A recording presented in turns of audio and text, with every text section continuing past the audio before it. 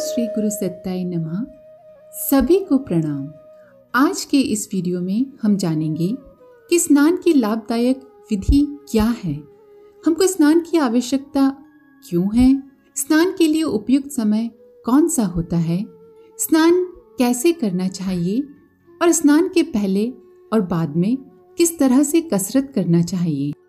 पर उससे पहले यदि आपने हमारे YouTube चैनल देव परिवार को सब्सक्राइब नहीं किया है तो चैनल को सब्सक्राइब करें और बेल आइकन दबाकर ऑल पर क्लिक करें ताकि आपको आने वाले सभी वीडियो की नोटिफिकेशन मिलती रहे। हमारे देश और समाज में स्नान का प्रचार अन्य कई देशों से अधिक है। हिंदू समाज में तो स्नान को धर्म का एक आवश्यक अंग ही बना दिया गया है और हर एक पूजा पाठ, जप अनुष्ठान तथा अन्य तमाम धार्मिक और सामाजिक क्रियाओं के पहले स्नान कर लेने का विधान है।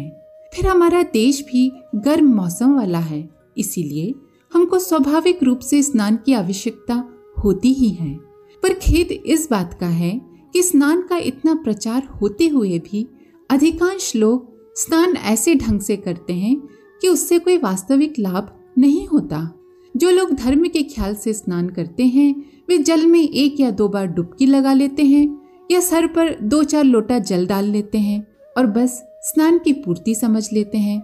इस प्रकार हम यद्यपि स्नान का दिखावा तो कर लेते हैं पर लाभ की दृष्टि से ऐसा स्नान निरर्थक ही होता है। हमको आखिर स्नान की आवश्यकता क्यों है? इसका एक लाभ शरीर के ऊपर पड़े हुए मैल को दूर करना तो प्रत्यक्ष दिखलाई ही पड़ता है। हमारे शरीर से सदैव बहुत सा मैल पसीने आदि के रूप में रोमकूपों से निकला करता है। ये छिद्र बहुत छोटे होते हैं, यहाँ तक कि 1 वर्ग इंच स्थान में उनकी संख्या 3000 होती है। जो लोग अपने शरीर को साफ नहीं रखते उनके रोमकूप शरीर के भीतरी मैल को भली प्रकार नहीं निकाल सकते, जिससे ये काम शरीर के अन्य अंगों, गुर्दे आदि के द्वारा होता है और इससे शरीर में अव्यवस्था उत्पन्न हो जाती है। हमारी चमड़ी भी बराबर बदलती है। देह का बाहरी चर्म जिन अणुओं से बना होता है वे ज्यादा टिकाऊ नहीं होते, वे केंचुल की भांति मृत होकर बराबर देह से छूटा करते हैं। अगर हम विधिवत स्नान द्वारा उनको शरीर से पृथक न कर दें तो शरीर पर मैल की तह जम जाती है। यद्यपि उसका कुछ भाग पहनने के कपड़ों की रगड़ खाकर गिर जाता है तो भी बहुत सा शेष रह जाता है, जिसे स्नान के समय हम खूब रगड़ कर अलग कर सकते हैं। हमको दिन भर में कम से कम 1 बार अवश्य ही भली प्रकार स्नान करना ही चाहिए। इसके लिए सबसे उपयुक्त समय प्रातःकाल सोकर उठने के बाद होता है। शाम को सोने से पहले भी स्नान करना अच्छी बात है। भोजन के ठीक पहले या ठीक बाद में स्नान करना हानिकारक माना जाता है। स्नान करते समय मोटे और खुरदुरे कपड़े से शरीर को खूब रगड़ना चाहिए, जिससे मुर्दा चमड़ी छूट जाएगी और खून के संचार में तेजी आएगी। जब शरीर ठंडा हो उस समय ठंडे पानी से हरगिज स्नान नहीं करना चाहिए। ठंडे पानी से स्नान करने से पहले कुछ कसरत करके अपने शरीर को गर्म कर लें और फिर स्नान करें। ठंडे पानी से स्नान करने के पश्चात शरीर को कपड़े के बजाय हाथों से खूब मलें और तब कुछ भीगे ही शरीर से सूखे कपड़े पहन लें। कुछ लोग समझते हैं कि इस प्रकार शरीर को न पोंछने से जाड़ा लगेगा, पर वास्तव में ऐसा करने से गर्माहट मालूम होती है और यदि उस समय थोड़ी सी हल्की कसरत कर ली जाए तो गर्माहट और भी बढ़ जाती है। हम आप सभी को शुरू में ही अत्यंत ठंडे पानी से स्नान करने में सावधान किए देते हैं। यदि आपके शरीर में जीवनी शक्ति की कमी है तब तो हरगिज ऐसा नहीं करना चाहिए। पहले पानी उतना ही ठंडा लें जितना प्रसन्नता से सहन कर सकें। जो सहन शक्ति बढ़ती जाए त्यों अधिक ठंडे पानी से स्नान कर सकते हैं। जितने दर्जे का ठंडा जल आपको अच्छा लगे उसको ध्यान देकर समझ लें और तब बराबर उसी का प्रयोग करें। सारांश ये है कि पानी ऐसा हो जिससे स्नान करने में प्रसन्नता जान पड़े। कष्ट सहन या प्रायश्चित की भांति सी करते हुए स्नान करना लाभदायक नहीं होता। जब एक बार आपको उसका मजा मालूम पड़ जाएगा फिर आप स्वयं उसको नहीं छोड़ेंगे। इससे आप दिन भर अच्छी तरह से रहेंगे, आलस भी नहीं आएगा। पहले ठंडा जल शरीर पर डालते हुए सर्दी मालूम होगी, पर थोड़े ही अरसे में उसकी प्रतिक्रिया होती है और गर्माहट मालूम होने लगती है। सवेरे ठंडे पानी से स्नान का पूर्ण लाभ प्राप्त करने की अगर आपको अभिलाषा है तो आगे बताई जा रही विधि से काम लीजिए। पहले थोड़ी कसरत कर ली जाए जिससे शरीर में खून का संचार भली प्रकार होने लगे। इसके लिए सीधे खड़े होइए, सिर ऊंचा, आंखें सामने, कंधे पीछे और हाथ बगल में हो। शरीर को धीरे धीरे पैरों की उंगलियों पर उठाइए, साथ ही साथ धीरे धीरे पूरी सांस खींचते जाइए। सांस को भीतर ही कुछ क्षण तक रोके रखिए, फिर शरीर को पूर्व स्थिति में ले आइए और साथ ही साथ नाक द्वारा हवा को भी धीरे धीरे निकालते जाइए। जरा देर ठहरकर फिर यही व्यायाम करिए। इसके बाद पहले बतलाई विधि से स्नान करिए। यदि आप कपड़े द्वारा स्नान चाहते हैं तो एक बर्तन में शीतल जल ले लें जो बहुत ठंडा ना हो परंतु सूखकर और उतना ही शीतल हो जो कि प्रतिक्रिया उत्पन्न कर सके। एक मोटा कपड़ा या तौलिया ले लीजिए, उसे पानी में भिगोइए और तब उसका आधा पानी निचोड़ डालिए और फिर शरीर को खूब रगड़िए। शरीर को सब तरफ से रगड़ने में कपड़े को कई बार पानी में डुबो कर आधा निचोड़ लिया करें जिससे समस्त शरीर को ताज़ा ठंडा पानी मिल जाया करे। स्नान करने में बहुत जल्दी न करें किंतु शांति से स्नान करें।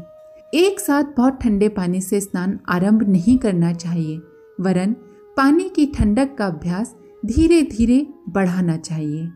चाहे शरीर को कपड़े से रगड़कर स्नान किया जाए और चाहे टब में स्नान करें, पर शरीर को कई बार हाथों से मलना चाहिए। मनुष्य के हाथों में कुछ ऐसी शक्ति है जिसका काम कपड़े से भी नहीं हो सकता।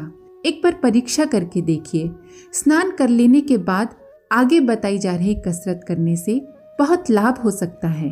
सीधे खड़े होइए, अपनी भुजाओं को अपने सामने सीधे फैलाइए और उन्हें कंधों की ऊंचाई पर रखिए। मुट्ठियां बंधी और एक दूसरे को छूती हों।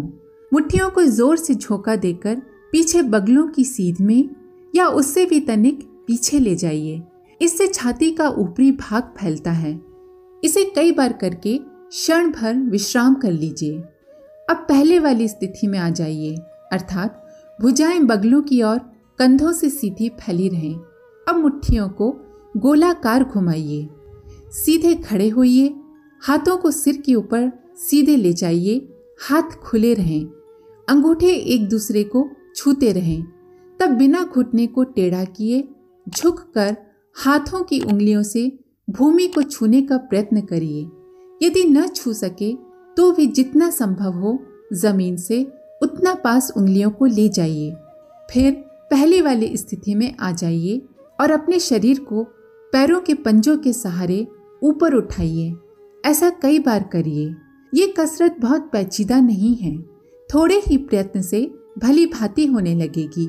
ये कसरत बहुत बल बढ़ाने वाली है और सारे शरीर पर प्रभाव डालती है।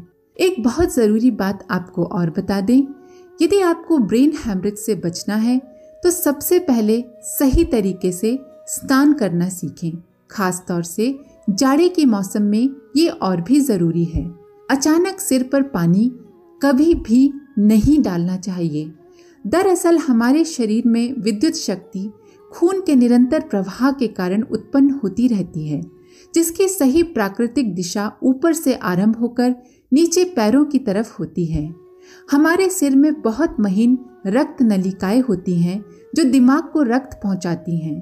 जब कोई व्यक्ति लगातार सीधे सिर पर ठंडा पानी डालकर नहाता है तो ये नलिकाएं सिकुड़ने लगती हैं या रक्त के थक्के जमने लगते हैं, और जब हमारा शरीर इसको सहन नहीं कर पाता तब पानी को शरीर पर डालते ही कपकपी होने लगती है, हार्ट अटैक आ जाता है या फिर ब्रेन हैमरेज जैसी समस्याएं होने लगती हैं। सिर पर सीधे पानी डालने से हमारा सिर ठंडा होने लगता है, जिससे हृदय को सिर की तरफ ज्यादा तेजी से रक्त भेजना पड़ता है, जिससे खास तौर से बुजुर्गों में हार्ट अटैक या फिर दिमाग की नस फटने की समस्या उत्पन्न हो जाती है। आजकल लोग बाथरूम में जाकर शावर खोलकर सीधे उसके नीचे खड़े हो जाते हैं। ये तरीका भी बहुत गलत है। स्नान करने का सबसे अच्छा तरीका ये है कि सबसे पहले पानी को पैरों के पंजों पर, घुटनों पर, जांघों पर डालिए और फिर धीरे धीरे पानी को पेट और कंधों पर डालिए। इसके बाद मुंह पर डालिए और सबसे बाद में सिर पर डालिए। इसके बाद आप पूरे शरीर पर साबुन लगाएं। फिर शावर के नीचे खड़े होकर या सर पर पानी डालकर नहा सकते हैं। इस पूरी प्रक्रिया में केवल 1 मिनट लगता है, लेकिन इस प्रक्रिया से आपके जीवन की रक्षा होती है और आप स्वस्थ रहते हैं। इस 1 मिनट में शरीर की विद्युत शक्ति सही प्राकृतिक दिशा में ऊपर से नीचे की ओर बहती रहती है, क्योंकि विद्युत शक्ति को आकर्षित करने वाला पानी सबसे पहले पैरों पर, फिर हाथ, फिर चेहरे और फिर सिर पर डाला गया, जो स्वास्थ्य के लिए भी हितकारी है। आज के लिए इतना ही। आशा है आपको आज की दी हुई जानकारी पसंद आई होगी। आप सभी का बहुत बहुत धन्यवाद। ओम शांति। हमारे YouTube चैनल को सब्सक्राइब करें और बेल आइकन को दबाकर ऑल पर क्लिक करें ताकि नोटिफिकेशंस आपको मिलती रहें।